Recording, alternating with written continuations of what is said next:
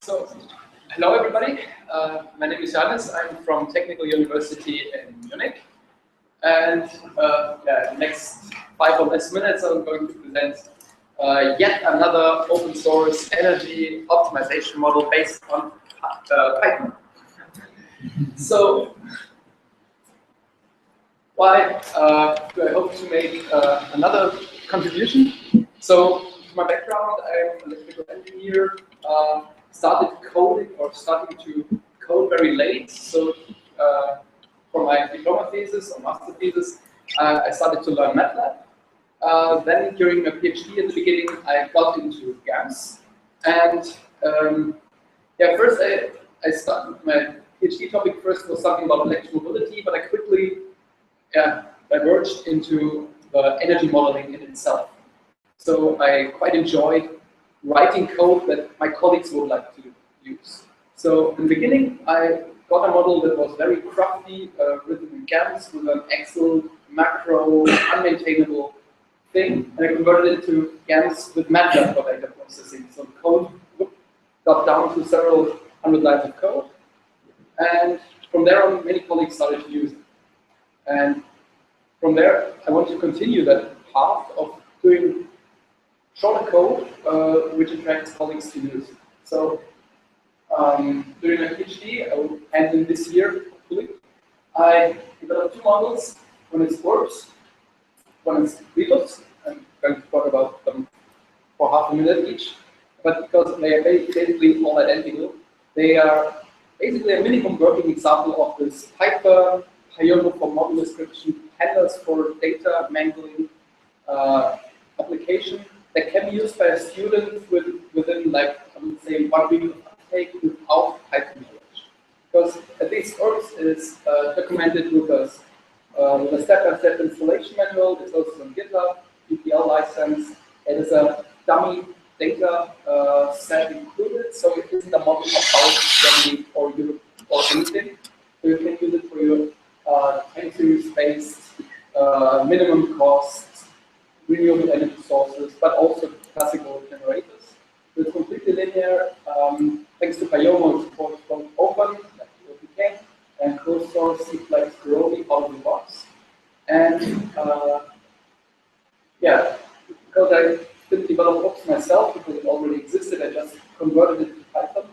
I thought I had to develop another model of my own, and that's where Rebus came in. And so that's the same name origin, it's left for river, and it's more, instead of the time resolution, it puts focus on the space, or on the spatial resolution. So it is more about capacity expansion planning on an urban scale, but as a linear optimization will really determine the scale that will operate. This is still in development, and as all the data is also included in the Git repository, we can really just clone it and execute it together with all the input and output scripts. So these figures you can get by just cloning, installing all the dependencies, and executing a script and then waiting for some hours for it to finish. Yeah. So all of them are on GitHub. Each of them have like less than 2,000 lines of code. Increasingly popular Python X stack is used. Works is linear.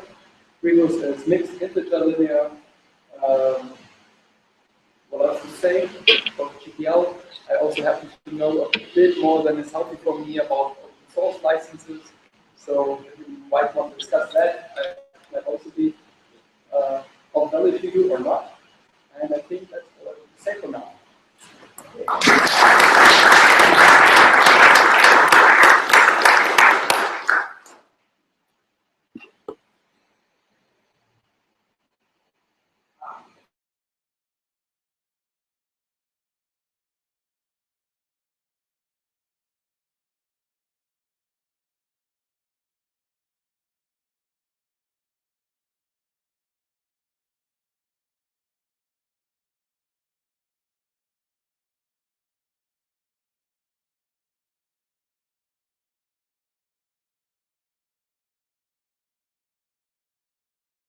Our system that as market regions, so no grid flow, no network involved, but the essence models as they are derived on power exchanges. Formally, it's minimizes total system costs, so that's the sum of capital costs, fuel and CO2 costs, fixed and variable O&M costs for power plants with the connectors and storage units in the system. It does this for an entire year in hourly time steps. So the model is in so to say in one go, the short-term and long-term model determining the long-term equilibrium, but an hourly resolution. That makes it a little bit distinct of many other models that are either long-term or short-term or are some sort of heuristic link or convergence criteria. That comes at the price of being numerically quite demanding, because at the same time I want to have a model that can be used for a lot of sensitivities. Typically, I model a few hundred to thousands of model runs, and hence the model needs to solve pretty fast. The way out from this dilemma that I took was to make the model quite stylized, so it has not representation between different power plants, but technology. So it has 8 coal technology, 8 natural gas, for example, technology, 8 wind technology. Technically, it's a linear program when it began solved with Sept. I've used it for a number of peer-reviewed articles. The one that's best known probably is the model where I estimate the market value of wind power as a 0 megawatt hour value, as grid penetration increases over time, deriving the results that at low penetration, each megawatt hour wind is worth more than the average power plant, but as penetration increases, that drops. So at 30% wind penetration is worth only about 60%, so 40% less than the average. And I'm using this model also for consulting projects. We just completed a project for the IEA, looking at similar things with the National Energy Agency and Copenhagen Economics, another consulting company based in Copenhagen. Using the model that extend the model to the Nordic region to consulting work in that region based on them. Very few other people use that. 2 or 3 PhD students have used it.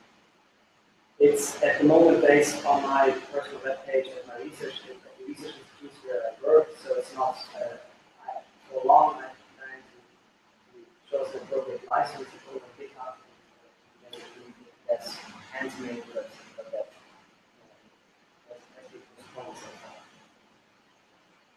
That's it. Thank you.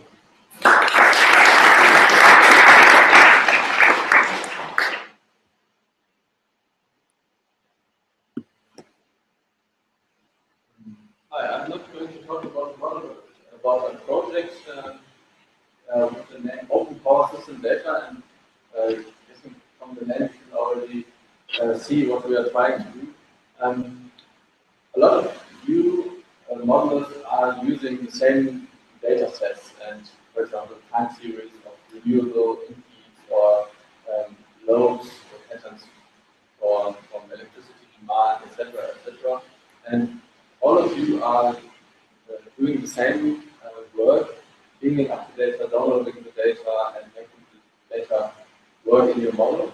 And we are trying to complete a data set or create a data set of first Germany and then Europe to allow it. But we are creating a data set that is on the one hand under an open license, and on the other hand we are openly documenting our process of how we derive the data to create this open power system data set that includes power plant data from Germany and hopefully from the European countries, as well as time series and flows, wind, solar power generation, and weather data. This will probably increase the efficiency of all of us because we don't same work in every institution, and will probably also clear the legal situation, because for some data there's only a personal license, or you're not allowed to use the data at all, but you're doing it anyways. And I hope will contribute to the open data and open modeling community by this code. There's also going to be a breakout group where we will discuss with you who are participating in the breakout group about what the requirements are, or what you want out of such a project, so that yeah, we can make it successful. And we are also in deep planning business, but we'll discuss this in our workshops. And if you want to get some more information, that's website openmod-initiative.org. And yeah, thanks. That's all I want.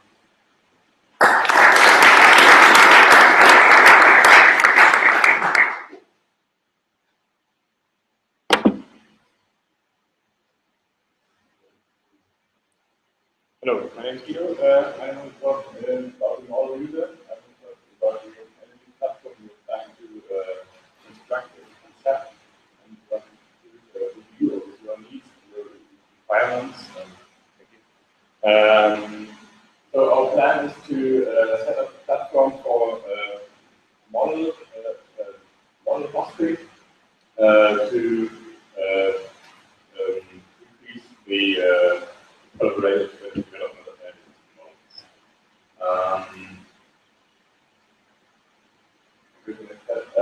So when we do open source energy system modeling, we achieve transparency, and our models can be used by third parties, but we can go a step further. In my opinion, that we can go towards collaborative modeling, energy system models, then we achieve clear defined basis of years. We reduce the climate paperwork and the robustness and so on. I think there are some good aspects we can achieve by this. In our institute, we started something which go in this direction. It's called openmod, Open Energy Modeling Framework. I talk about it later. But now we get funding for a project called Ego, there we do coordinate with expansion planning, the distribution of the grid. So we try to think line flow in both levels. And in order to do this, we try to set up this platform to all calculations and our models. So all people come to the last workshop know this picture. I think we present something about the remote. I don't know that much about, but we set up a framework with several libraries where we can go through the apps we program for us or application. This one. And now the remote contains and energy system model which power and sector, optimization, formulated, and there are several libraries we said before. We used some tools which can be used for collaborative model development. So we have the written control, we have some communication tools, and we have documentation at some level. Yes. Some more words about the so our plan is to start the platform right now here. We try to identify and select your needs concerning collaborative energy system model development, and find interested co-developers. And then after this workshop, we synthesize all these aspects we got, and we have a second workshop in Berlin in October where we present a concept. We work on the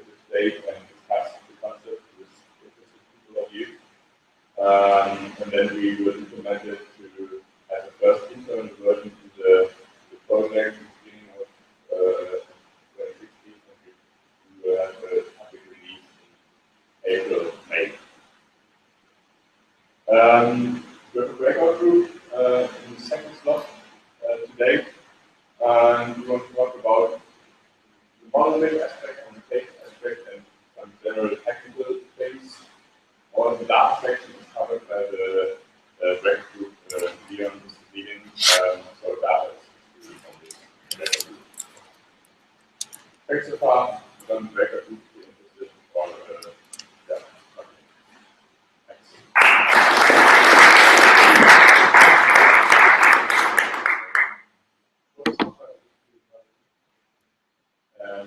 We have quite much. Hello, I'm Thomas Fitz from the University of Edinburgh. I haven't done any power system modeling myself before because I've only looked at carbon capture and storage. But I would like to present a couple of things on behalf of my colleague Alison. So that, I first started with a short overview and then basically the presentations about our wind resource data set from the UK, very detailed, which we have, which we are happy to share with everybody. So that's Alistair. In his PhD, he developed a unit predictive economic dispatch model for the UK on near future power system scenarios. He considered carbon capture storage, energy storage, and hyperintegration of wind power system. His main focus was to base the analysis on very detailed wind data. And that was because he figured out that due to non-linear correlation between wind speeds and wind farm power outputs, you wouldn't be able to capture the wind power potential of the UK adequately by only relying on low resolution wind data for application. So this is the wind data set that we have and that I was saying that using. It relies on 11 years of historical data with a high temporal resolution of 1 hour, a very high spatial resolution of 3 kilometers.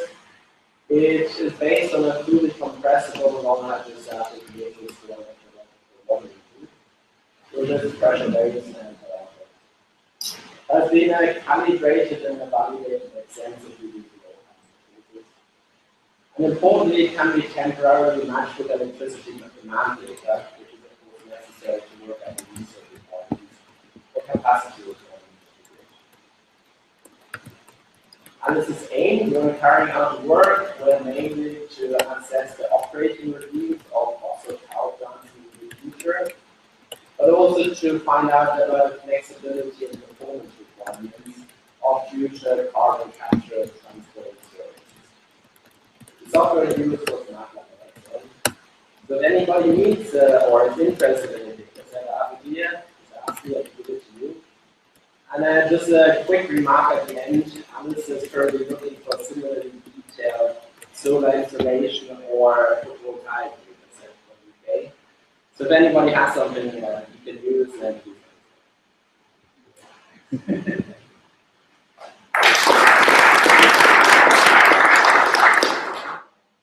Can I just ask you a question of clarification? Where is the data available for? Is it the UK, Europe, or both? Yeah, it is a UK. What countries? I am not sure about this. And the data, the whole data set is based on the which is available.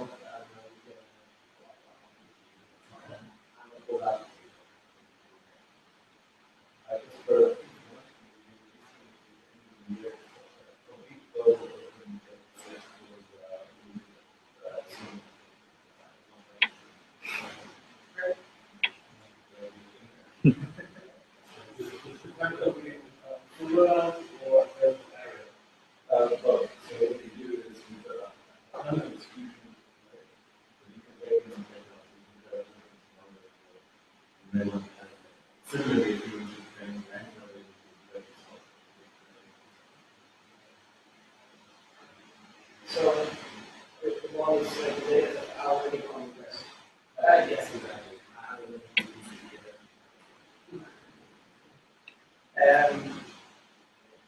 There's a number of groups that discuss metadata. So there's an open metadata method and simply a bit of would be great to go through somehow.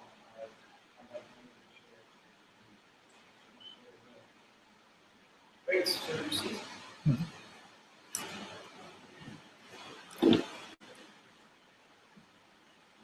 Hi everyone, so I'd like to quickly present you the dispatch model, which is a model we are developing at the GRC.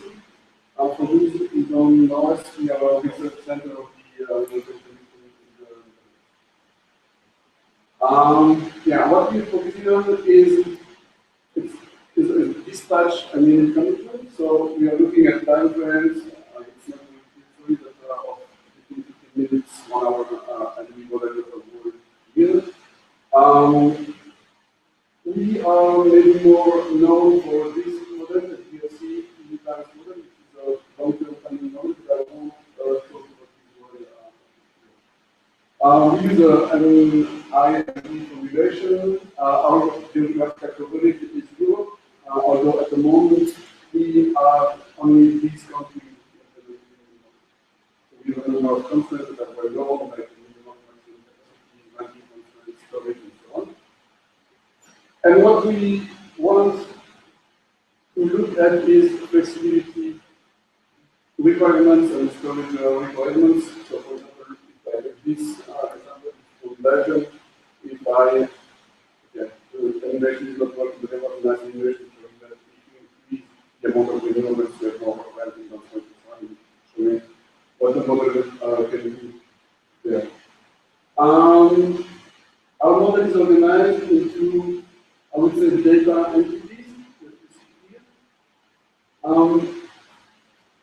So each square is really a data entity, and what we have around this is scripting. Nodes type. So we process the raw data.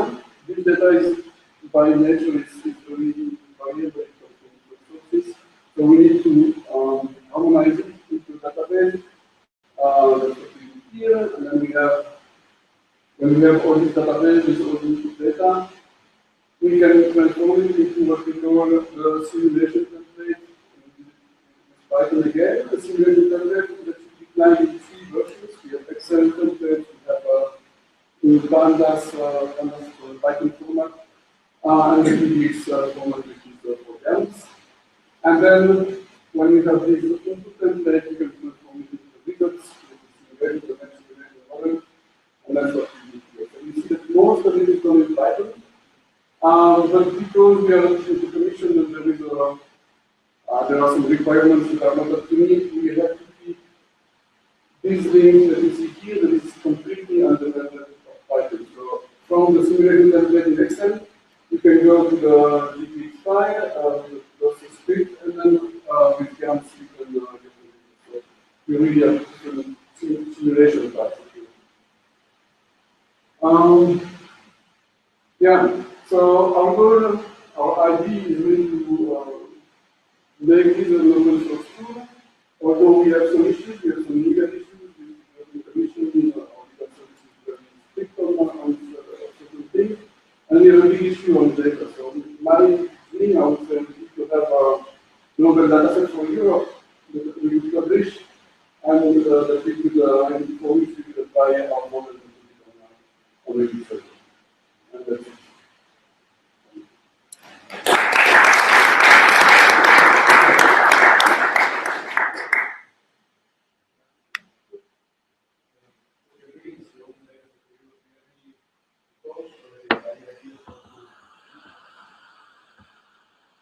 Well, at the moment, we have this data set. It's not the evaluation. You just put the class data. One of our approaches is really moving a lot of transparency platforms that provide. There is a lot of data being released, and we are considering using more data to build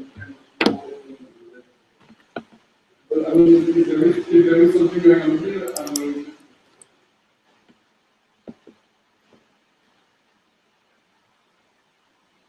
Great.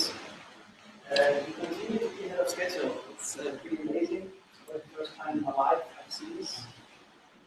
We would like to continue before we're going to have lunch to announce what we plan to do in the afternoon. So after lunch, we're going to split up in smaller groups, work on different topics, reconvene and report back to the plenary very shortly, and then have another another round of these breakout groups. These groups are proposed to take place in the first slots. So after lunch, there's the first breakout group slots, then later the afternoon, the second, and tomorrow morning, the third one. You're invited to continue. So if you discuss today and it's productive and you'd like to continue, then feel free to continue the second or third slots to do so. We have 3 rooms available. This one is room number 1, room number 2, room number 3 over there. The cafeteria next door is closed, which we can also use. So there's no date, but it's open, but also open. And I allocated these breakout rooms to these rooms. This is C stands for cafeteria. Each breakout group has one coordinator that makes sure that the group is actually taking place. In a second, I would like to invite the coordinators to say a few words on the groups. What's the idea? What's the topic? What's the expected result? How do you plan to spend this hour and a half after lunch? If you have a look at the workshop wiki page, you also see that for each group there is a dedicated Google Docs document linked. If you click on results, you can open that Google document. You also have access. I invite you to use that document to document the outcome of the it would be great for those who cannot participate to understanding what has happened. What's your outcome or results?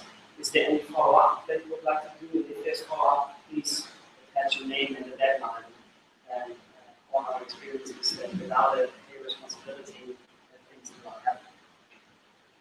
happen.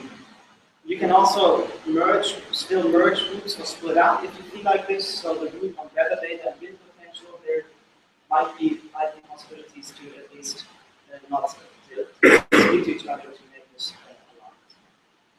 aligned. Any questions on practicalities? So in the group, please spend maybe at least 5 minutes before the end of the group on thinking how to present that back to the plenary.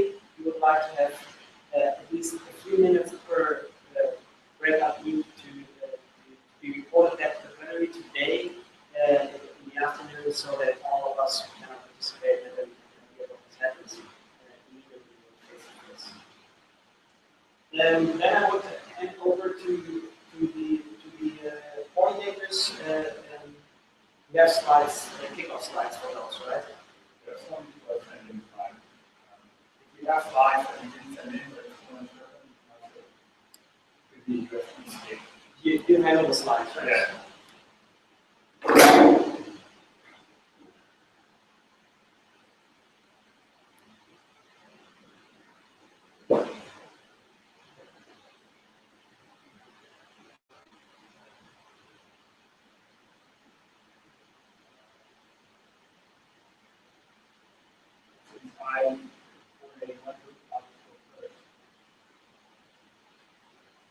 So the control can see this very well. Review was named, we presented this last workshop already. You can't see it all on screenshot. It's basically an online platform under development, almost finished. Last time I announced it will be online by July. Now I say it's going to be online sometime later in autumn. Basically allows you to click somewhere on the map. You can reach this here. Set up some parameters like what angle is your solar panel at, and then a quick run, and you run the model and return hourly output from your simulated plan. So that works for wind and solar PV right now. But one of the things we're interested in is adding other models into this platform. So the platform is built in ways to easily look in additional tools into the back end. And yeah, so the goals of this session really is anyone interested in this potentially contributing something that could run on this platform, a demand side model, demand model, or something like this that could be plugged into this system.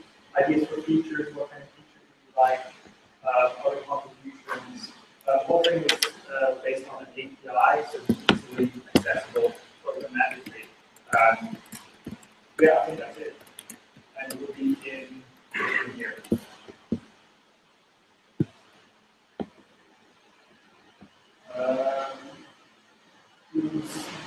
Next government industry, perhaps. That should be happening tomorrow in UCL, but she's not into her house at the moment. Mark Barrett, from also from UCL, will come at lunchtime in order to play something. Okay, she sent some other few qualities. She did send a slide though. Is it actually, yeah, you can see that. But I'll just leave up that slide so you can see what Katrina was thinking about.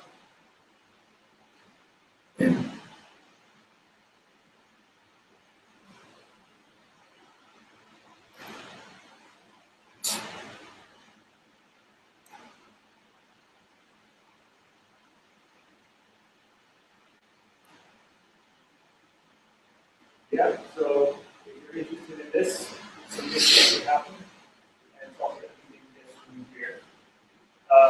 Open model testing. Yeah, that's fine. That's a good.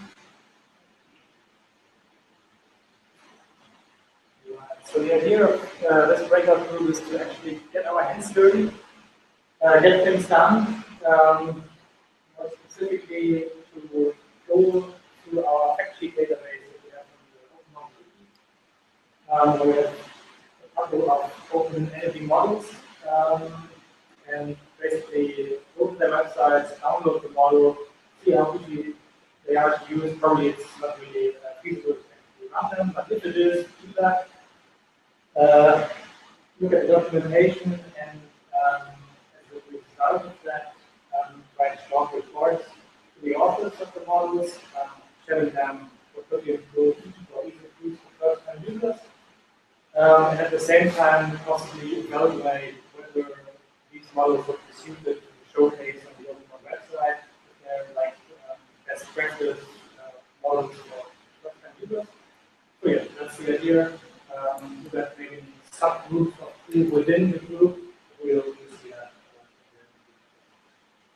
Are you going to do this for models that are not yet on your database? Sure, be quick,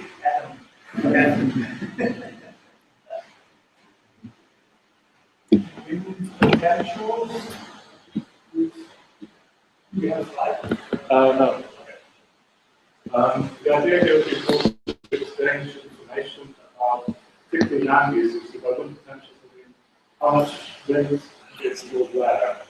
The motivation is that we're trying to develop an analysis to optimization data count of the grid. You need to know for each substation of the grid how much wind can be installed and connected to that grid. So, for example, you can't have wind turbines when it's a nature reserve, you can't have it within a kilometre of residential area. So, it's about getting the land usage data and work out what the potential and what how many wind turbines we can install at different locations. So, we want to know what kind of databases are out there, and create databases used for what kind of software tools you can use to get some information to these exclusion areas. I don't think this is more from my own information. I'm not an expert in this, so maybe it'll be very short because already the global database coming out.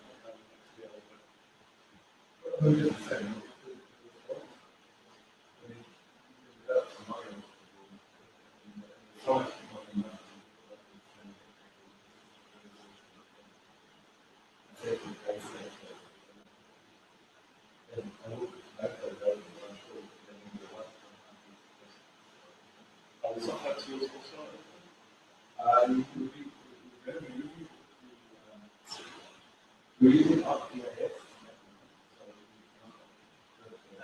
and then we need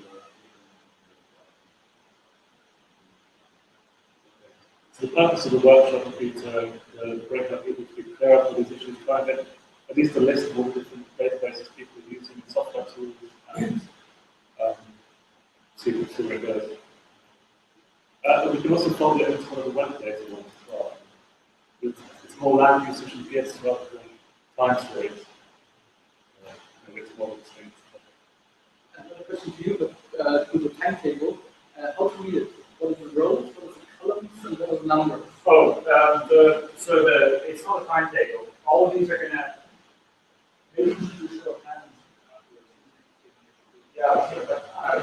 Yeah, after the introduction, but all of these are supposed to happen in the first session in the afternoon in parallel, and the numbers are the groups. So this is group 1, group 2, 3, and C is the. I think we already thinking what it is. Yeah.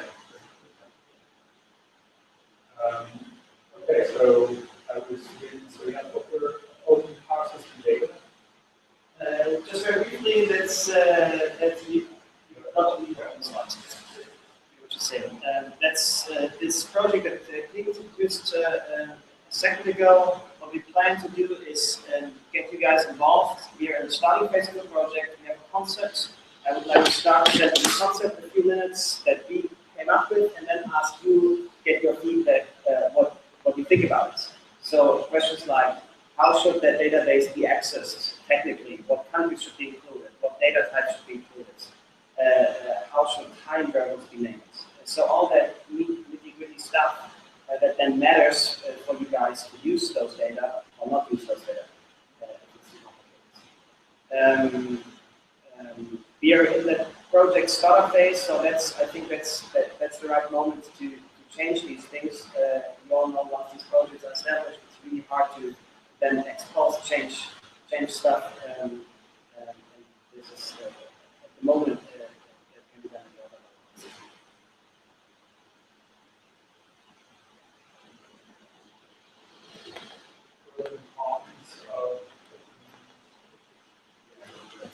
So I'm just going to briefly on behalf of Charlie Keats, who's going to, I think, lead this. So the general idea is, what are the pros and cons of going open source? And it's one thing if you're building a new model and you're taking from day one about open source. It's another if you have an established model. And in Charlie's case, when he presented on that list of questions, so I think first of all, we would like some clarification or some answers to those questions. And, there's a situation where he has a very successful model. He has a mailing list of, 25,000 people on it. So it's a very well-established model. It's not within a component. So the question is, what are the costs and benefits associated with taking a model, a well-established model like that, and making it open source? So I think it would be a useful discussion. So the next version should have 25,000.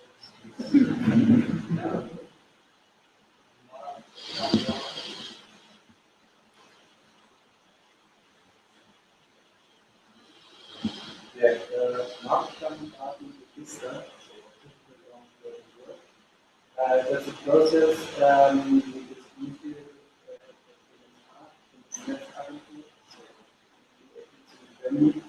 so unfortunately it's from but in this wake-up group I just want to inform you what's going on. This is Marktstammdaten. And last week there was the first round process, where we as a model statement.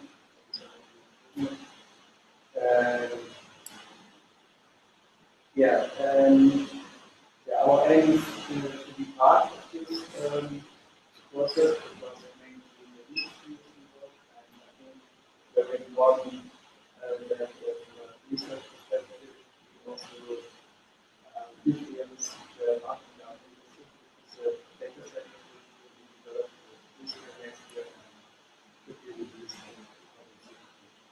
So in the regular group, I would like to present arguments and ideas how we can influence that as most possible process.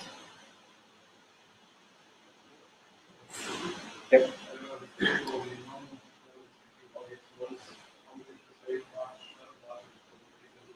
Okay. Yeah. It's going to be a register where data are collected about smart roads. So this network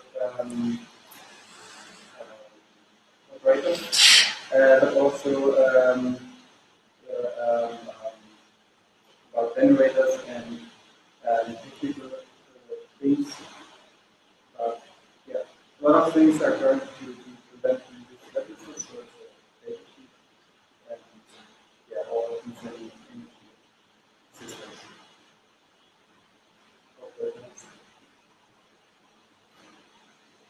Yeah. On the command side. So there's, I say a few words to this. Some of the posts talking about demand sides as a regular group, as a my understanding, there hasn't been anyone volunteering to coordinate that out there. So plenty of people are interested in that one.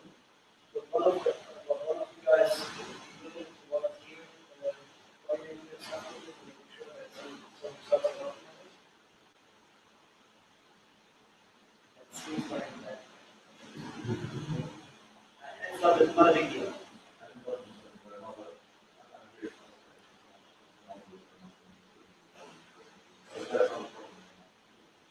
Sure. Great.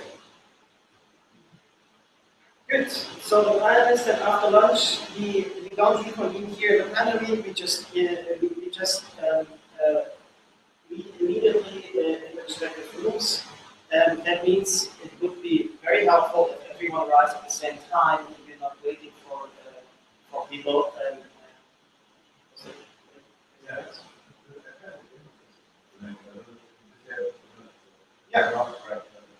Yeah. Go ahead.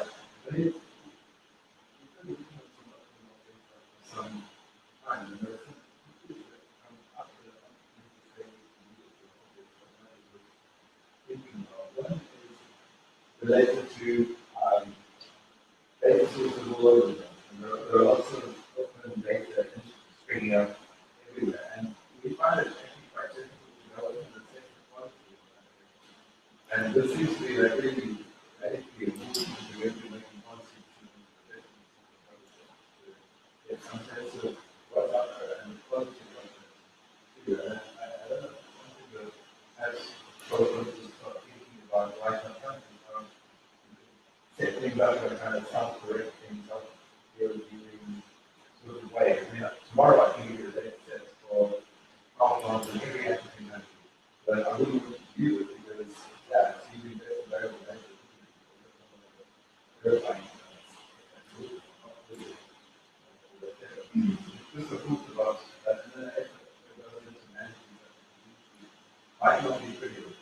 And I'm sure captain like that would be people to act sponsor, but then you really want to.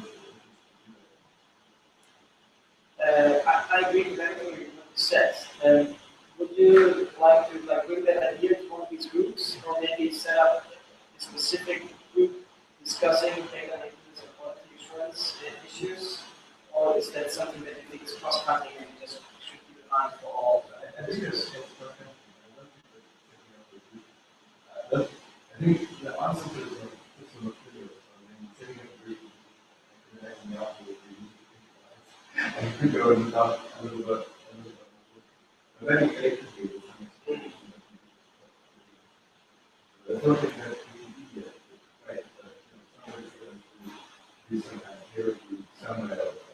You just have things like this data set that goes to peer review or hazards or user programs. There's some kind of thing that can be done with the leadership of people who use it as well. I just passed it on to all of us to keep that in mind. I would also like you to encourage, if you like, that's not an obligation at all, but it's an invitation. We have the openmod-initiative website up and running. You're all registered users, 99% of you probably.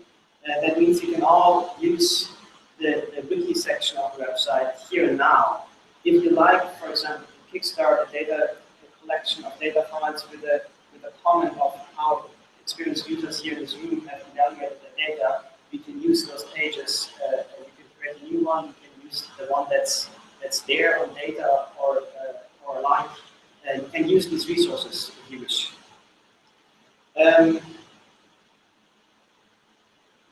Should we say we reconvene at 1:15?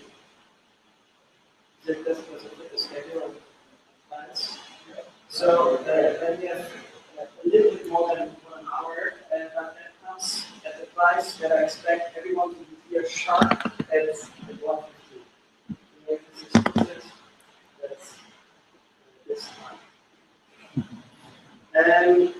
So these two groups meet here, these two groups meet next door, these two groups meet in the third group, and these two groups meet next door to this side that we have fit. So we do a show of hands or always in the room? Yeah, Yeah, would be great. Just briefly raise your hands where you like to be involved. Then you go to use Ninja. That's perfect. Government and industry. Perfect. Open model testing. Great. Good potentials. Good. The open positive data platform. Pros and cons of open source modeling. Yeah. Dynamic standard presentation. And demand sides. Yeah, I think that's roughly an equal distribution. You guys can demand standard at least. I mean, you can decide if you don't feel like being asked, they can also do something else. But otherwise, I think none of the groups should be overloaded with people, and there's one aspect. Stefan, would you like to say something on the process of getting lunch that you figured out?